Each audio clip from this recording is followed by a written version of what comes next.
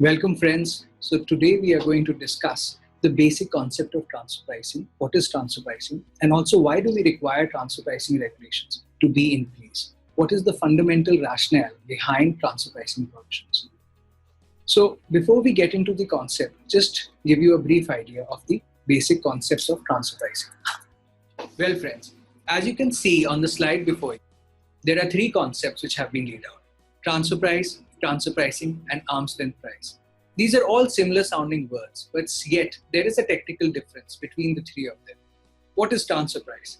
Transfer price is the actual price at which different divisions of a multi-divisional organization or a multinational enterprise transact with each other. Transfer pricing, on the other hand, is the valuation process. It is the exercise whereby we strive to arrive at the arm's length price.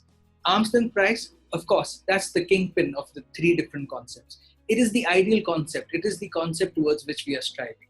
It is our objective. The entire transfer pricing regulations are revolving around this fundamental concept, which is the arm's length price.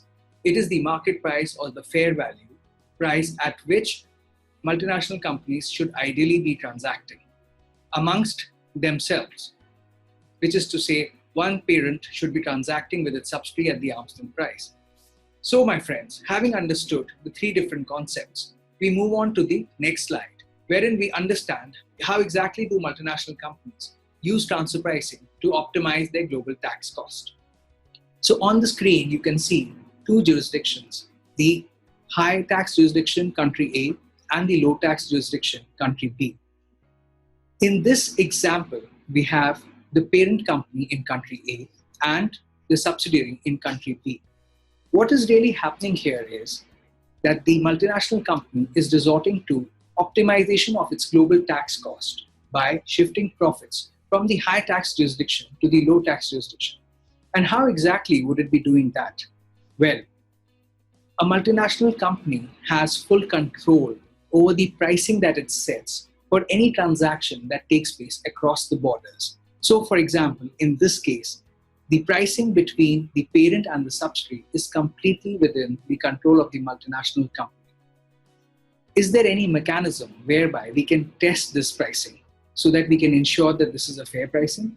Yes, the answer to that is the transfer pricing regulations. The objective of transfer pricing regulations is to ensure that profit shifting, which erodes the tax base of a country, does not take place. We will come to transfer pricing regulations later.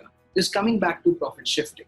Well, so if parent is dealing with its subsidiary and parent is providing goods to the subsidiary, having full control over the price of the goods, the parent can ensure that it keeps as high a price as possible for the goods that is providing to the subsidiary. Thereby, it will be able to deflate the profits in country A. So subsidiary B in the low tax jurisdiction will end up paying a huge amount of money, maybe unreasonable and away from the arm's length price for the goods to country A, and thereby country A will deflate the profit that it shows in its books in country A. So in this manner, the parent will be able to reduce its tax liability. At the same time, the income in country B of subsidiary shall increase, which is a low tax jurisdiction. So automatically what is happening is that profit is shifting from the high tax jurisdiction to the low tax jurisdiction. In this manner, for the multinational company as a whole, it is able to reduce its total tax cost. The whole and sole objective of transfer pricing regulations, which have been put in place by most of the countries, is to put a stop to this kind of profit shifting. Having understood the concept of profit shifting, the fundamentals of transfer pricing, we just look at some of the salient features of Indian transfer pricing regulations.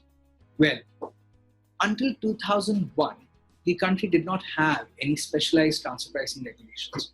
It had some tax avoidance mechanisms. It had some profit shifting targeting regulations, but these were too general in nature.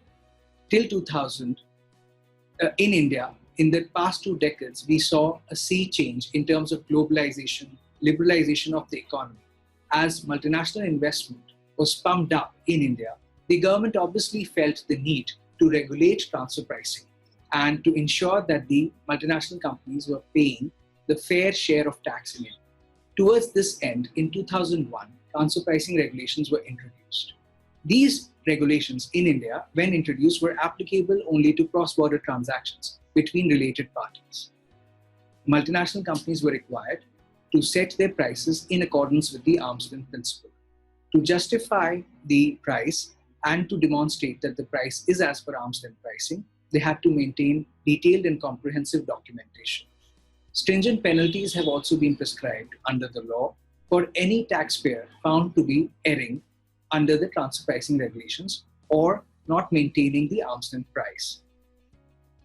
Overseas jurisdictions also, by and large, require compliance with their own transfer pricing regulations.